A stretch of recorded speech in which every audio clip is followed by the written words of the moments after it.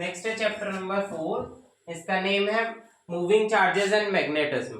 Moving charges and magnetism में हमारा first topic आता है what is magnetic field. Magnetic field क्या होता है? मेनली मैग्नेटिक फील्ड एक ऐसा रीजन होता है जो कि किसी भी पर्टिकुलर मैग्नेट के आसपास, जब किसी भी पर्टिकुलर कंडक्टर वायर में, अगर हमारे पास में कोई कंडक्टर वायर है like copper, aluminium, silver, gold, तो उसमें जब हम करंट पास करा रहे हैं तो करंट पास कराने पर उसका जो आसपास का रीजन है उसमें हमारी मैग्नेटिक फील्ड क्रिएट होने लगता है। और वो मैग्नेटिक फील्ड इंक्रीज होता है जब हम उसके नियर बाय कोई दूसरा मैग्नेटिक पोल रख देते हैं। तो मेनली वही लिखा हुआ है, it is a region surrounding to magnet within another magnet experiences a force. अगर किसी अनदर पर्टिकुलर मैग्नेट को हम रखते हैं एक मैग्नेट के पास, तो उनके बीच में जो फोर्स ऑफ अट्रैक्शन होगा उसको हम मैग्नेटिक फील्ड कहते हैं। तो इसकी जो एसआई यूनिट है वो टेस्ला है, बिकॉज सबसे पहले जो देखा गया था वो टेस्ला ने ऑब्जर्व किया था इस चीज को, तो उन्हीं के नाम पे इसका यूनिट टेस्ला रखा गया, जिसको हम कैपिटल टी से रिप्रेजेंट करते हैं। इसका सीजीएस यूनिट है सेंटीमीटर ग्राम सेकेंड में। गॉस, जिसको हम कैपिटल जी से रिप्रेजेंट करते हैं, 1t इक्वल्स टू या 1 टेस्ला इक्वल्स टू 10 की पावर 4 गॉस के इक्वल होता है। नेक्स्ट जो हमारा टॉपिक है वो बायो-सेवर्ट लॉ है। Biot Savart law, Biot and Savart two scientist थे, उन्होंने डराइव किया था। ये मैग्नेटिक फील्ड इफेक्ट को ही रिप्रेजेंट करता है मेनली। तो ये बताता है कि the magnitude of the magnetic field at any point around the current carrying conductor is depends on, वो बहुत सारी किसी भी पर्टिकुलर करंट कैरिंग कंडक्टर में, किसी एक पर्टिकुलर करंट कैरिंग कंडक्टर में जब हम करंट प्रोवाइड करा रहे हैं तो किसी एक पाथ के लिए हम उसको कैलकुलेट करते हैं, वो अभी हम डराइव भी करके दिखाएंगे। तो ये मेनली डिपेंड करता है, इसको हम dB से रिप्रेजेंट करते हैं। dB is directly proportional to IDL sin theta upon r square के होता है, where I is the current, DL is the length, theta is the sin angle and r is the distance, cover distance।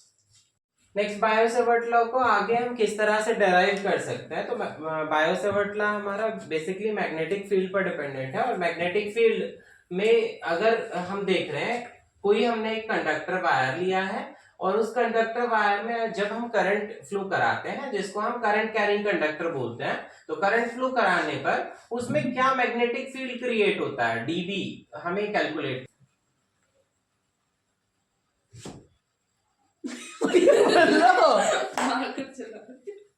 बोलो। Next इसी में आगे हमारा जो values है वो एंगल जो बनेगा वो थीटा बनेगा, और यहाँ से जो एंगल है, क्योंकि हमारा वर्टिकल एंगल है तो इसको हम साइन थीटा की फॉर्म में लिखते हैं, और इसमें जो प्रोड्यूस मैग्नेटिक फील्ड है वो डीबी है। तो डीबी किन किन चीजों पर निर्भर करेगा? Firstly DB is directly proportional to current. ये हमारा करंट के डायरेक्टली प्रोपोर्शनल होगा। जैसे जैसे इस पर्टिकुलर कंडक्टर वायर के क्रॉस हम करंट फ्लो कराएंगे, जितना ज्यादा करंट फ्लो कराएंगे उतना ही ज्यादा मैग्नेटिक फील्ड होगा। इसको हम इक्वेशन 1 लेट कर लेते हैं। सेकेंड है dB is directly proportional to dl। ये जो लेंथ हमने लेट की है, इस लेंथ को हम जितना ज्यादा इंक्रीज करेंगे उतना ज्यादा dB की वैल्यू इंक्रीज होगी। इसको हम इक्वेशन सेकेंड लेट कर लेते हैं। थर्ड है it is directly proportional to sine angle of the theta. ये जो थीटा एंगल बना है उसकी साइन जे के वो डायरेक्टली प्रोपोर्शनल है, जिसको हमने थर्ड इक्वेशन लेट किया है। और लास्ट है कि dB is inversely proportional to 1 upon r square, यानी कि इसकी कितने डिस्टेंस है, कवर डिस्टेंस, वो r, स्मॉल r से रिप्रेजेंट कर रहे हैं। dB is inversely proportional to r square. ये डिस्टेंस जैसे जैसे आप बढ़ाओगे उतना कम मैग्नेटिक फील्ड क्रिएट होगा। First, second, third, fourth equation को जब आप कंबाइन करेंगे एक साथ, तो कंबाइन करने पर dB क्योंकि सब में कॉमन है तो dB is directly proportional to, इन सबको आप मल्टीप्लाई करके लिख देंगे IDL sin theta upon r square. तो जब हम प्रोपोर्शनल साइन हटाएंगे तो यहाँ पे mu not upon 4 pi add हो जाएगा, तो dB is equals to mu not upon 4 pi IDL sin theta upon r square, where mu naught क्या है यहाँ पे, परमिएबिलिटी है, या फिर मैग्नेटिक परमिएबिलिटी भी हम बोल देते हैं इसको। इसकी जो वैल्यू होती है वो आपकी कांस्टेंट होती है 4 पाई इंटू 10⁻⁷ होती है। इसमें इसके दो केसेस हो सकते हैं। फर्स्ट केस है if theta equals to 0 degree, if theta equals to 0 degree, तो जीरो जब थीटा 0 होगा तो साइन 0 की वैल्यू 0 हो जाएगी, तो dB हमारा जो प्रोड्यूस मैग्नेटिक फील्ड है उसकी वैल्यू 0 हो जाएगी। But in case theta equals to 90 degree, जब थीटा 90 डिग्री होगा, ये इसका सेकंड केस है, तो सेकंड केस में जब थीटा 90 डिग्री होगा तो साइन 90 की वैल्यू 1 हो जाएगी।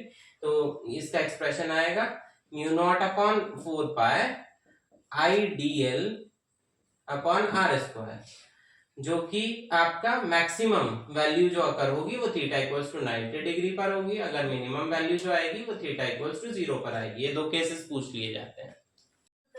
नेक्स्ट है magnetic field at any point on the axis of circular coil.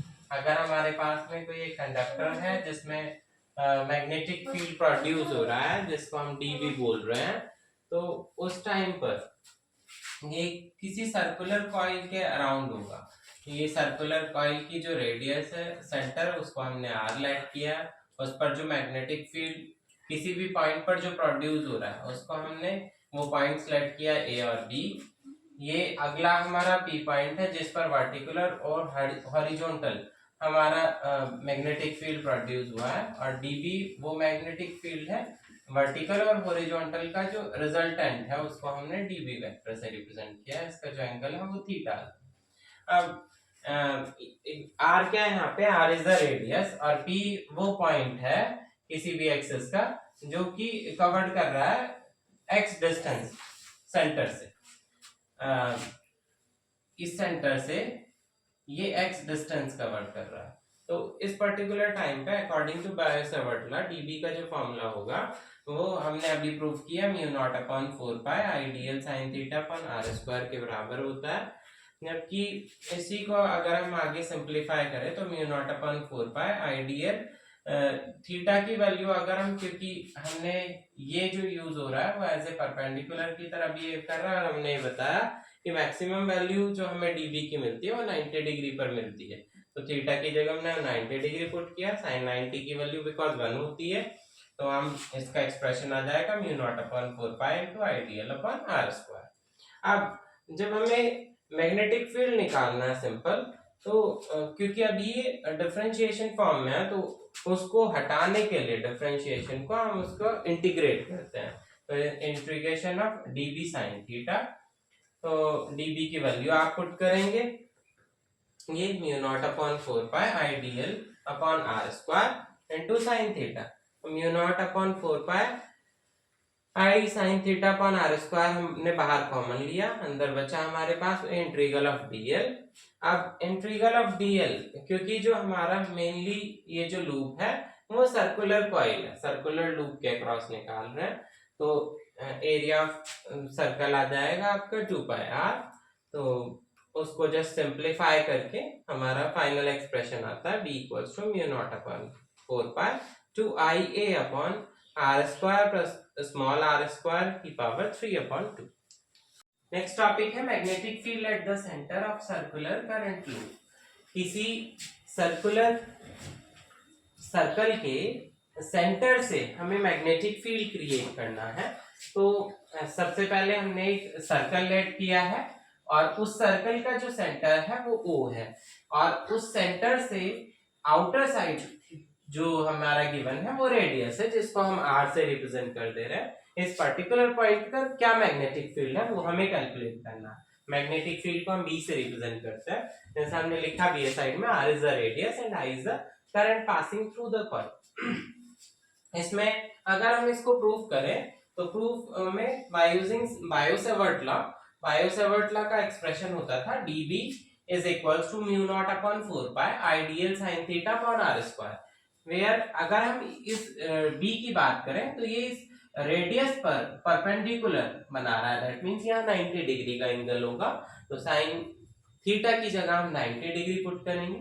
अब हम वी नो दैट साइन 90 की वैल्यू 1 होती है, तो ये हो जाएगा mu not upon 4 pi ideal upon R square. अब जब हमें मैग्नेटिक फील्ड निकालना तो बी वो होगा इंटीग्रल ऑफ डीबी के बराबर होगा। अब इंटीग्रल ऑफ डीबी की अगर हम बात करें, क्योंकि ये सर्कुलर पाथ है, अब हमारा सर्कल के लिए उसका फॉर्मूला होता है 2πr। तो dB की जगह ये पूरा एक्सप्रेशन पुट करेंगे यहाँ, dB is equals to mu not I upon 4πr², और ये हो जाएगा उसकी जगह 2πr, r से r कैंसिल हो जाएगा, इसको सिंप्लीफाई करके जस्ट आएगा mu not I upon 2r। For n turns, अगर नंबर ऑफ टर्न्स पर डिपेंडेंट की हम बात करें तो वो हो जाएगा b equals to mu not I upon 2r। इसमें आपके जो केसेस हैं वो 2 केसेस है।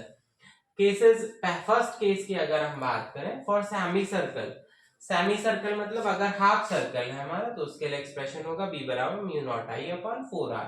जबकि केस सेकंड के लिए फॉर एन आर्क, आर्क के लिए वो होगा b equals to mu not I upon 2r into theta upon 360, because हमारा कंप्लीट जो एंगल होता है वो 360 डिग्री का होता है।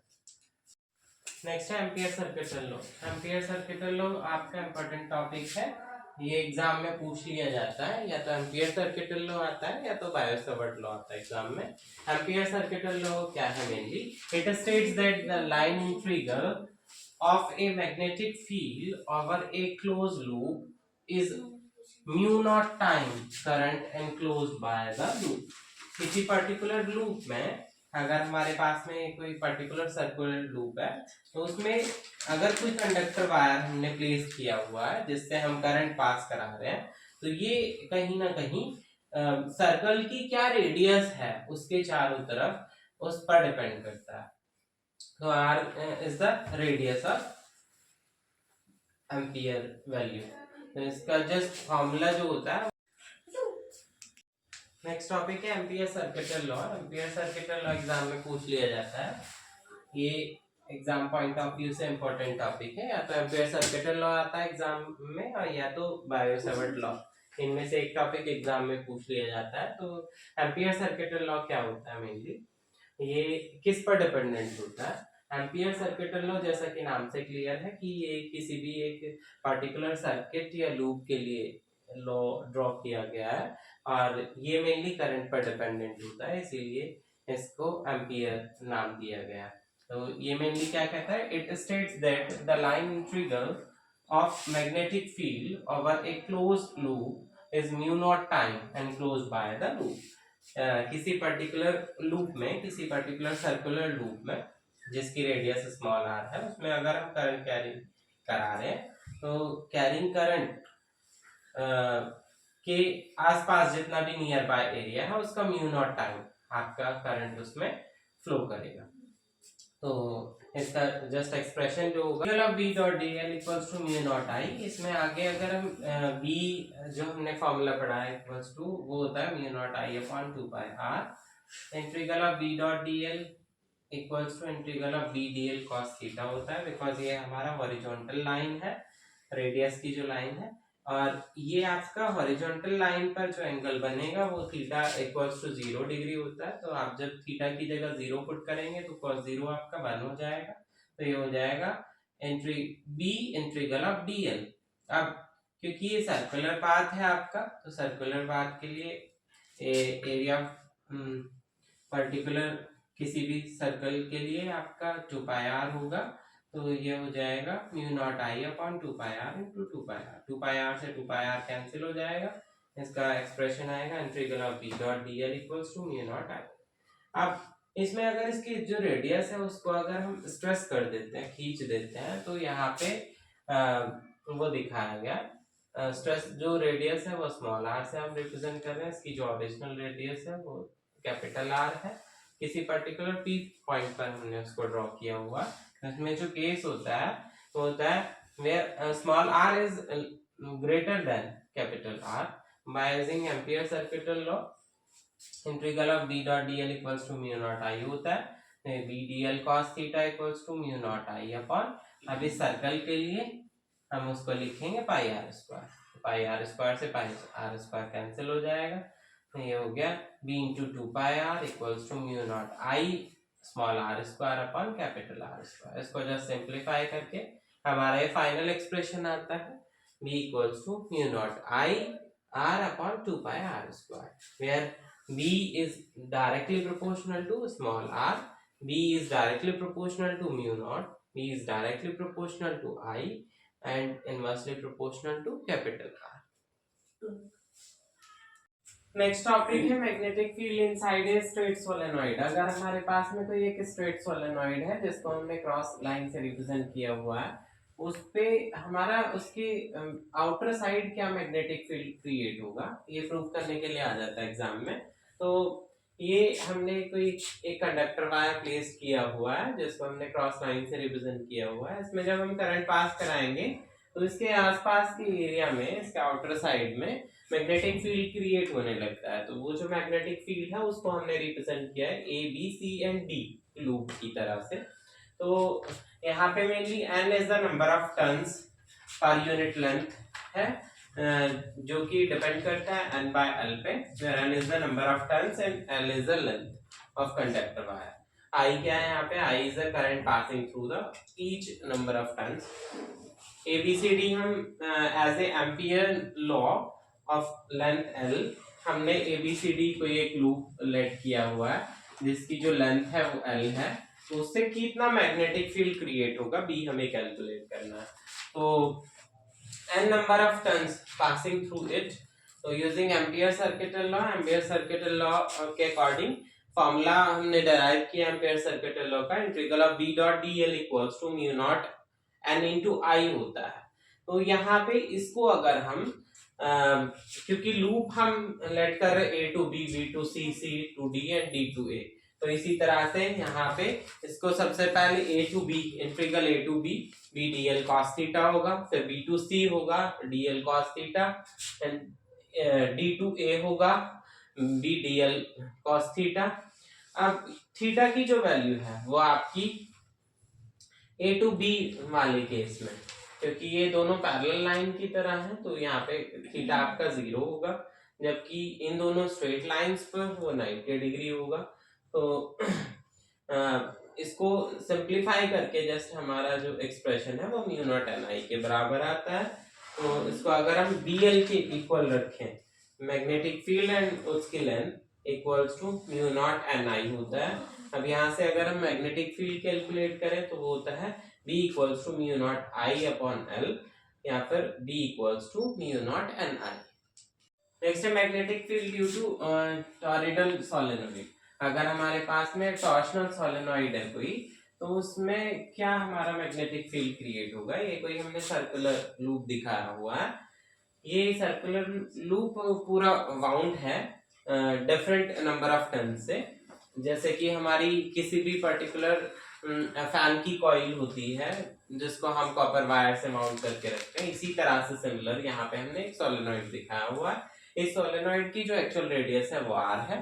इसके में हमने एक इनर सर्कल ड्रॉ किया हुआ है डॉटेड लाइन से, उस सेंटर से जो डॉटेड लाइन के जो बीच की रेडियस है वो उसको स्मॉल r लेट किया हुआ है। एक सर्कल उसके आउटर साइड है, दूसरा सर्कल उसके इनर साइड है, तो इनर और आउटर की यहाँ से कंडीशंस बनती हैं। सबसे पहले हम ये जानेंगे व्हाट इज सोलेनोइड। सोलेनोइड क्या है? Solenoid it is defined as insulated copper wire wound from helix. अगर किसी हॉलिक्स के ऊपर हमने कॉपर वायर को वाउंड किया हुआ है तो दिस इज कॉल्ड सोलेनोइड। ठीक है, उसके बाद टॉरॉइड क्या होता है? Toroid when two ends of solenoids are joined from then toroid is formed. अगर हमारे पास में दो एंड्स कोई भी सोलेनोइड के जॉइन किए हुए हैं, हमने एक साथ इंटरकनेक्ट किए हुए हैं, तो दिस इज कॉल्ड टॉरॉइड। अब इसमें बेसिकली जैसा कि हमने बताया, capital R is the radius, I is the current passing through each turn, N is the total number of turns.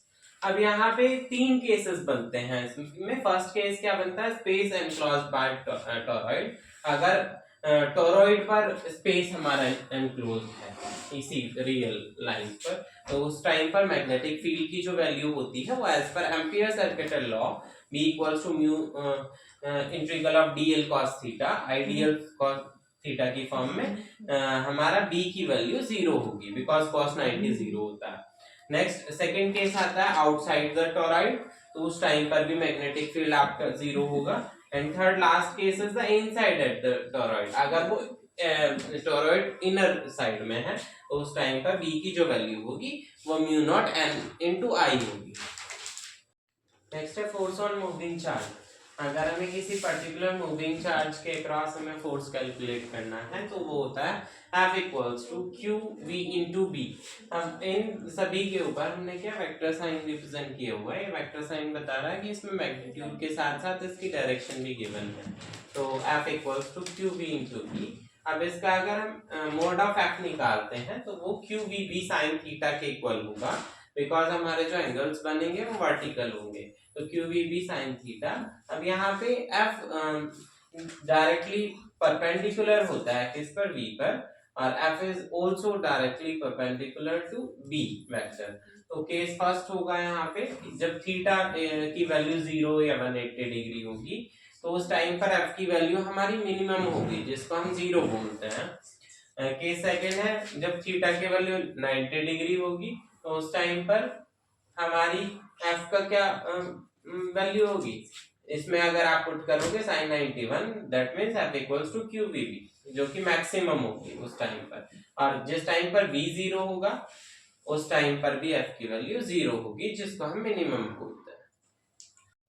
Next है difference between electric and magnetic field. Electrical और magnetic field के बीच का हमें difference calculate करना है। Mainly electric field क्या होता है, electric field applying force on a static charge, ये किसी भी फोर्स पर अप्लाई करने पर हमारा जो भी चार्जेस प्रोड्यूस होता है वो उसके अकॉर्डिंग हमारा इलेक्ट्रिक फील्ड जनरेट होता है। मैग्नेटिक फील्ड में आता है can not apply force on a static charge, ये किसी पर्टिकुलर फोर्स अप्लाई करने की नीड नहीं होती है इसमें। नेक्स्ट है second point, force is along with the electric field, किसी पर्टिकुलर फोर्स के साथ साथ हमारा इलेक्ट्रिक फील्ड प्रोपोर्शनल होता है उसके। Next force is perpendicular to the magnetic field, force हमारे मैग्नेटिक फील्ड के परपेंडिकुलर होता है। नेक्स्ट थर्ड पॉइंट है force is independent of the angles, different angles के इंडिपेंडेंट होता है एंगल्स पर, जबकि force depends on angle, force हमारा एंगल्स पर डिपेंडेंट होता है। Next is it can change the speed of the particles, ये डिफरेंट पार्टिकल्स की स्पीड को चेंज कर सकता है। It can not change the speed of the particle, ये डिफरेंट पार्टिकल्स की स्पीड को चेंज नहीं करता है। तो ये इलेक्ट्रिक और मैग्नेटिक फील्ड का हमारा डिफरेंस है जो कि एग्जाम में पूछा जाता है। नेक्स्ट है लॉरेंट फोर्स। लॉरेंट फोर्स हमारा लॉरेंट साइंटिस्ट ने दिया था। ये मेनली लॉरेंट फोर्स क्या होता है, हमने अभी इलेक्ट्रिक और मैग्नेटिक फील्ड पढ़ा, तो इलेक्ट्रिक और मैग्नेटिक मेनली जो हमारा फोर्स है उन दोनों का अगर हम सम कर देते हैं तो this is called Lorentz force. Laurent force को हम कैपिटल F सफिक्स में L से रिप्रेजेंट करते हैं। It is the net force experienced by the charge particles when it is the region in both electric and magnetic field। Electric और magnetic field के लिए हमारा जो फोर्स की वैल्यू आई है उन दोनों को अगर हम सम अप कर देते हैं तो that is called Lorentz force. FL equals to FE vector upon FM vector. तो नेक्स्ट इसी में आता है साइक्लोट्रॉन क्या होता है। साइक्लोट्रॉन क्या है, mainly it is a device, Lorentz force important है, साइक्लोट्रॉन उतना ज्यादा इंपॉर्टेंट नहीं है। It is a device which is used to accelerate to charge particles, ये एक ऐसे डिवाइस है जो किसी भी पर्टिकुलर डिवाइस को चार्ज या एक्सेलरेट करने के लिए डिफरेंट चार्ज पार्टिकल्स को यूज की जाती है।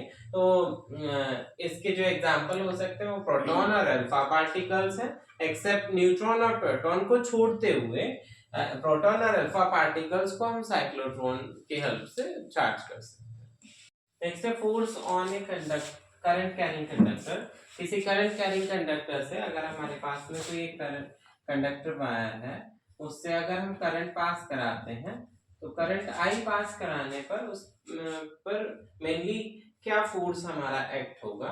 तो अगर हमारे पास में मैंने current passes through a conductor wire, अगर किसी कंडक्टर वायर से हम करंट पास करा रहे हैं तो it behaves like a magnet, ये एक मैग्नेट की तरह बिहेव करने लगता है। दैट मीन्स इसके जो आसपास का नियर बाय जो एरिया है उसमें मैग्नेटिक फील्ड क्रिएट होने लगता है, जिसको हम बी से रिप्रेजेंट करते हैं। तो and is affected by the external magnetic field, इस पर अगर हम मैग्नेटिक फील्ड क्रिएट कराते हैं, एक्सटर्नल मैग्नेटिक फील्ड अप्लाई कराते हैं, तो ये इस पर अफेक्ट करता है, इसकी वजह से अफेक्ट करता है। इसका जो एक्सप्रेशन होता है F equals to I L into B vector होता है, where I is the current carrying the in conductor wire, L is the length of conductor wire and B is the magnetic field, F is the force। अगर हम इसको modes की form में लिखते हैं तो mod of F vector is equals to BIL sin theta होगा, because ये हमारा वर्टिकल एंगल बनेगा यहाँ से, तो इसमें हमने इसको sin थीटा लिखा है। तो यहाँ पे अगर हम डायरेक्टली प्रोपोर्शनल की बात करें तो F इज डायरेक्टली या perpendicular to length, F is perpendicular to B vector. अब यहाँ से हमारे जो थीटाज है वो वैरी करेगा। केस फर्स्ट होता है 1 थीटा इक्वल्स टू 0 और 180 डिग्री, तो जब थीटा की वैल्यू आप 0 पुट करेंगे तो साइन 0 दैट मीन्स 0 हो जाएगा और सबकी मल्टीप्लाई में वो उसको 0 कर देगा, दैट मीन्स इस पर एक्टिंग जो एक्ट फोर्स होगा वो 0 होगा। Second, if theta equals to 90 degree, अगर हम साइन थीटा की जगह साइन 90 रखते हैं तो ये हो जाएगा sine 90 that means 1 into BIL होगा, F equals to BIL। And then current is equals to 0, third case, अगर हम करंट 0 रख देते हैं तो ये पूरा मल्टीप्लायर्स को 0 कर देगा। दैट मीन्स हम ये बता सकते हैं यहाँ से if theta equals to 90 degree, तो उस टाइम पर F की जो वैल्यू होगी वो मैक्सिमम होगी जो कि BIL के बराबर होगी। नेक्स्ट है मूविंग कॉइल गैल्वेनोमीटर। ये एग्जाम पॉइंट ऑफ व्यू से इंपॉर्टेंट टॉपिक है, तो इसमें सबसे पहले हम इसका डायग्राम देखते हैं। मूविंग कॉइल गैल्वेनोमीटर में दो मैग्नेटिक पोल्स दिखाए हुए हैं, N is the north pole and S is the south pole. N और S पोल्स के बीच में हमने एक सॉफ्ट आयरन कोर रखा हुआ है, रेक्टेंगुलर सॉफ्ट आयरन कोर, जिससे अगर हम करंट पास कराते हैं तो ये जो मैग्नेटिक पोल्स हैं वो क्योंकि अपोजिट पोल्स हैं तो एक दूसरे की तरफ अट्रैक्ट होंगे, है ना। तो रेक्टेंगुलर कोइल हमने दिखाई हुई है, सॉफ्ट आयरन पीसेस है, ये हमने एक स्केल दिखाया हुआ है। तो जैसे ही हम करंट पास कराते हैं तो करंट पास कराने पर ये मैग्नेटिक पोल्स एक दूसरे की तरफ अट्रैक्ट होंगे, जिसकी वजह से ये सॉफ्ट आयरन कोर के साथ में जो हमने स्केल पॉइंटर लगाया हुआ है वो आपका मूव करेगा और जो भी डिफ्लेक्शन है उसको शो करेगा, ठीक है। तो ये मेनली क्या है, it is a device that is used to detect a small current. ये गैल्वेनोमीटर क्या करता है, करंट को मेजर करके बताता है। जनरल जो हमने डिवाइस देखी वो एमीटर है जो कि करंट को मेजर करके बताता है। Galvanometer is also to measure use the current. Principle क्या है इसका, when a current carrying conductor is placed in a uniform magnetic field it experiences a force. अगर हम किसी एक करंट कैरिंग कंडक्टर में फोर्स एक्ट कराते हैं या करंट पास कराते हैं तो उसके आसपास नियर बाय एरिया में फोर्स एक्ट होने लगता है। तो टाउ का जो एक्सप्रेशन है वो BINA होता है, where B is the magnetic field, I is the current, N is the number of turns and A is the area, cross sectional area of the soft iron piece। ये आपके flux phi के directly proportional होगा, हम ऐसा बोल सकते हैं। जैसे जैसे हम करंट इंक्रीज कराते हैं वैसे वैसे फाई की वैल्यू बढ़ती जाती है। नेक्स्ट है गैल्वेनोमीटर के डिफरेंट कन्वर्जन। गैल्वेनोमीटर को हम किस तरह से कनेक्ट करेंगे वो देखना है हमें। एक बार तो हम उसको एज ए मीटर यूज कर सकते हैं, पहला उसका एप्लीकेशन है, और दूसरा एज ए वोल्टमीटर यूज कर सकते हैं।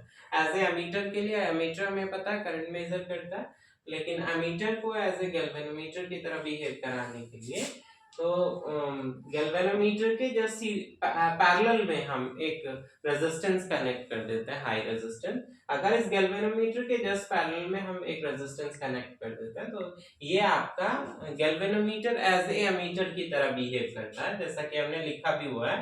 Galvanometer can be converted to ammeter by connecting a small resistance. ये स्मॉल शंट रेजिस्टेंस है जिसको हमने कैपिटल S से रिप्रेजेंट किया हुआ है। अगर इसमें हम करंट पास करते हैं तो ये क्योंकि पैरेलल में करंट हमारा डिवाइड हो जाता है तो ये करंट शंट के अक्रॉस जो करंट है वो I माइनस IG हुआ, ठीक है। तो इसको हम ऐसे लिख सकते हैं IG capital G is equals to I minus IG into S। अगर हम शंट रेजिस्टेंस की वैल्यू कैलकुलेट करते हैं तो S equals to I G capital G upon I minus I G होता है। तो पैरेलल साइन हमने रिप्रेजेंट किया हुआ और शंट, ये याद रखना है आपको। नेक्स्ट, अगर वोल्टमीटर की तरह इसको बिहेव कराना है गैल्वेनोमीटर एज ए वोल्टमीटर, तो हम इसी रेजिस्टेंस को इस गैल्वेनोमीटर के जस्ट सीरीज में कनेक्ट कर देंगे और ये जो रेजिस्टेंस होगा वो हाई रेजिस्टेंस होगा। जब हम इसमें से करंट पास कराएंगे तो ये जो करंट होगा, जो गैल्वेनोमीटर के अक्रॉस करंट होगा, वही सेम इस रेजिस्टेंस के अक्रॉस करंट होगा, बिकॉज सीरीज में करंट की वैल्यू क्या होती है, सिमिलर होती है। तो V की अगर हम वैल्यू लिखते हैं, V equals to I G bracket में R प्लस कैपिटल G होता है, where V is the voltage, I G is the आप आई जी होगा ये गैल्वेनोमीटर करंट, R रेजिस्टेंस और G आपका गैल्वेनोमीटर रेजिस्टेंस। ठीक है।